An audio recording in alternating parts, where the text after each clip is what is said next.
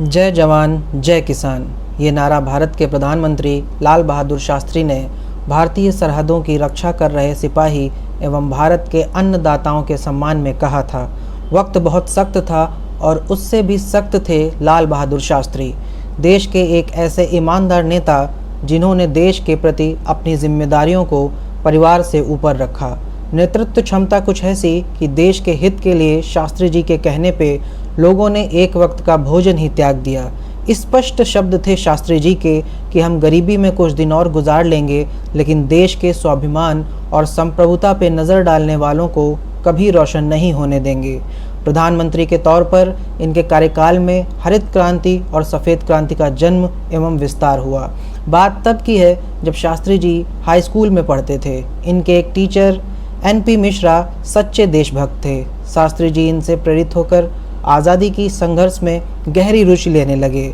शास्त्री जी ने भारत के इतिहास को पढ़ना शुरू किया एवं देश के महापुरुष स्वामी विवेकानंद के कार्यों को भी पढ़ा और समझा।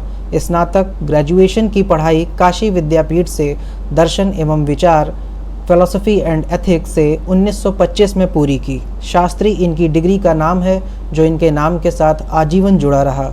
1928 में शास्त्री जी इंडियन नेशनल कांग्रेस के सक्रिय सदस्य बन चुके थे।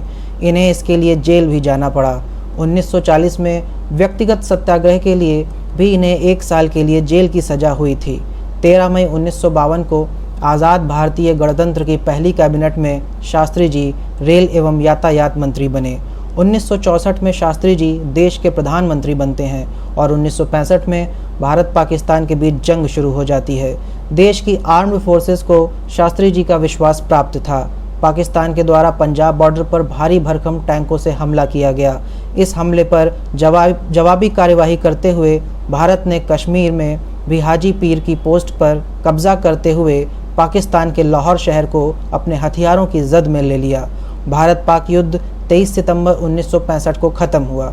युद्ध समाप्ति में यूनाइटेड नेशंस और USSR ने मध्यस्थता की। 10 जनवरी 1966 को शास्त्री जी और आयूब खान में ताशकंद के समझौते पर हस्ताक्षर हुए।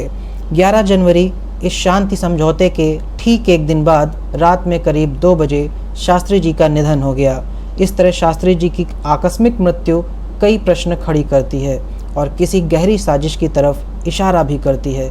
शास्त्री जी का पार्थिव शरीर नीला था और उनके जिस्म पे कटे हुए के निशान भी थे, जबकि किसी भी आधिकारिक पोस्टमार्टम का जिक्र आज तक नहीं किया गया। शास्त्री जी की पत्नी ललिता शास्त्री के अनुसार शास्त्री जी को जहर दिया गया था। भारत का प्राइम मिनिस्टर ऑफिस, विदेश मंत्रालय और गृह मंत्रालय ये स्पष्ट कहता है कि कोई पोस्टमार्टम USSR में नहीं हुआ और इनके पास शास्त्री जी की मृत्यु से संबंधित एक ही दस्तावेज है जो कई कारणों से जनता के समक्ष वे नहीं रख सकते।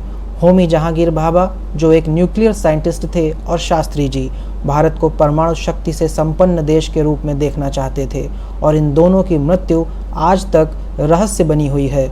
इन महापुरुषों की मृत्यु एक गहरी साजिश की तरफ इशारा करती है जो ये बताता है कि विश्व पटल पर कई ऐसे दुश्मन हैं जो भारत को प्रगति की राह पर चलते देखना पसंद नहीं करते। विदेशी मामले बहुत संजीदे होते हैं।